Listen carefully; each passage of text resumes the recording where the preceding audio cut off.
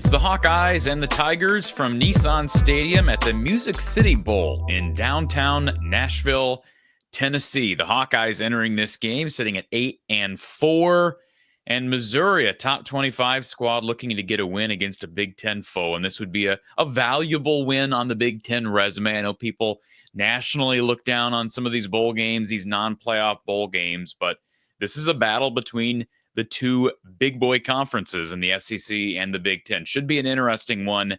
What stats to follow? We'll talk about that in just a second. But first, I want to thank our sponsors, of course, Iowa Floor Covering, Tile, Carpet, and more with IFC down in Bondurant. Give them a call to find out how they can help you with your next project, 515-379-7000. You can also visit them online, iowafloorcovering.com.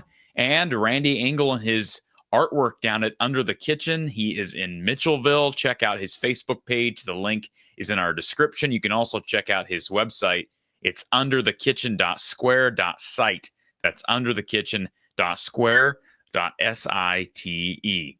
So the Hawkeyes and the Tigers, Monday afternoon. First game of the day, actually, for Bowl Mania, if you will. 40-plus bowl games. Can't believe we still have that many, but sponsors continue to support this game. By the way, TransPerfect is the sponsor for this year's Music City Bowl, if you really care. What stats to follow? Now, we talked with Coach Don Patterson during a recent live stream.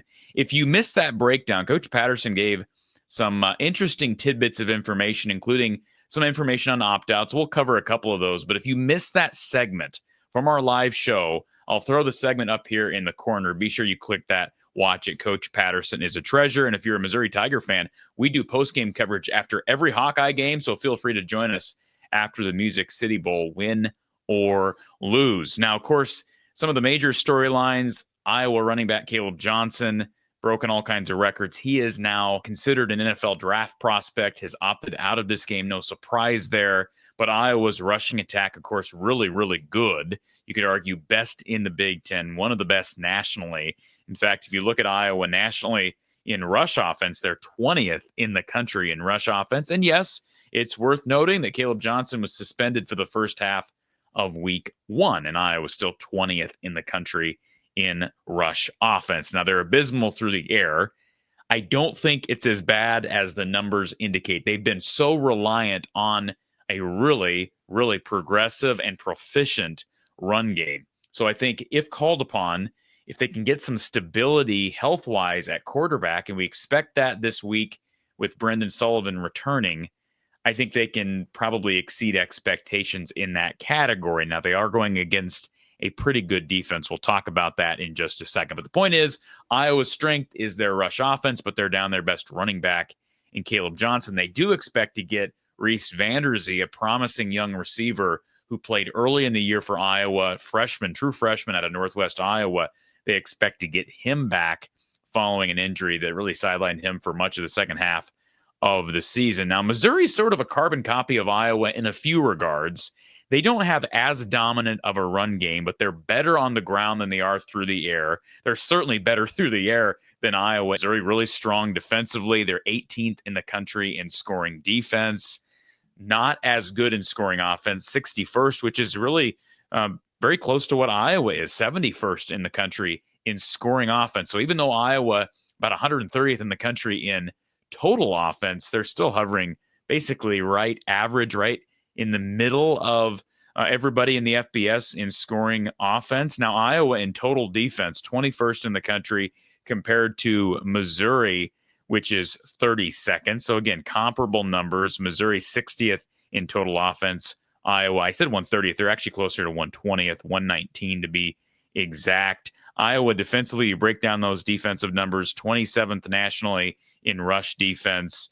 And also in pass defense, they are 37th in the country. In Missouri, 35th in pass defense, 45th in rush defense. So again, very similar. It appears to me, combing through some film, looking at these numbers, these two teams very similar. I think Missouri's better offensively, better through the air, although they are down their star wide receiver, who's had kind of a disappointing year, but he's still considered a solid draft prospect. That's Luther Burden, who has declared for the NFL draft. Also notable, star tight end Brett Norfleet is out with an injury. So two of their better pass catchers will not play in this game. A laundry list of other players that have either entered the portal or opted out for some other reasons. You've got Chuck Hicks, who is a captain linebacker this year for Mizzou. He has opted out to be with his family. Very interesting decision for a bowl game and what we anticipate to be his final game in a Tiger uniform. I mentioned Caleb Johnson. Iowa also will be down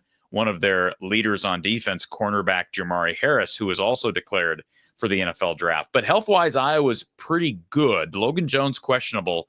He's dealing with a broken arm. He's actually got a cast on that arm. It was seen during bowl prep this week down in Nashville. Will he or will he not play? It would be nice to see Tyler Ellsbury, who's a senior, go out as the starting center if he's ready for that duty in the bowl game, and I think he certainly is. One stat that I didn't mention earlier, Iowa 9th in scoring defense. So although there's this perception that Iowa has taken a big step back in defense, they still figure out a way, more often than not, to hold teams to field goals or perhaps even force turnovers following some yardage gain. That's the bending, not breaking of a Phil Parker defense. By the way, Missouri, also very good. Their best category here on the sheet that I've got my notes on, 18th in scoring defense. So again, these teams very similar. Missouri's better offensively, certainly better through the air. And I think maybe these two teams almost even. It's going to be hard to predict what Caleb Johnson, him being out, is going to do to Iowa's rushing attack. But I think these two teams without Caleb could be very close to even in that category. And so when you kind of compile all of this together, Iowa probably slightly better defense, Missouri substantially better in pass offense, maybe a break even in rush offense. You can understand why the sharps out there have Missouri as a 2.5-point favorite. They opened as a 1.5-point favorite. ESPN's FPI has a 52.6% chance of Missouri winning. And the people over at Bowl Mania, I always like looking over there to see what the fans are picking. Boy, Iowa not being given a chance in this game. Under 20% chance of winning this game, according to the people who have picked this game in advance. So that tells me, first of all, the people who are actually putting money down, and I'm not a betting guy, never will, never have been, but the people who are putting money down, I think, are probably a little bit smarter than the average fan who goes through and makes their picks on Bowl Mania. That's my guess. Just a hunch. And so I think it's probably a better chance that Iowa wins than 18% or whatever the fans are saying over at Bowl Mania. The 2.5 is probably pretty good. I've got Iowa winning this game. That's not just me being a homer. If you're a Missouri Tiger fan, you can say that if you want. But I do have Iowa winning this game because I believe in Kirk Ferentz and what he gets his teams to do in November and December and buying in and really staying together. You've got guys like Jay Higgins, Nick Jackson, who are going to be forces for good, seniors who will head for the NFL but have not opted out. You got a couple of guys up front on that offensive line, similar stories like a Mason Richmond, Connor Colby, who are both expected to play. They're going to be pretty healthy at receiver, as healthy as they've been at quarterback, although not real deep, with Cade McNamara, James Rezar, and Marco Lainez all out to the transfer portal. So many storylines. I'll be giving you my score prediction on Sunday night, probably, because the game is at 1:30 p.m. Central Time on Monday. I'll be there at Nissan Stadium giving you coverage. So follow me over on X.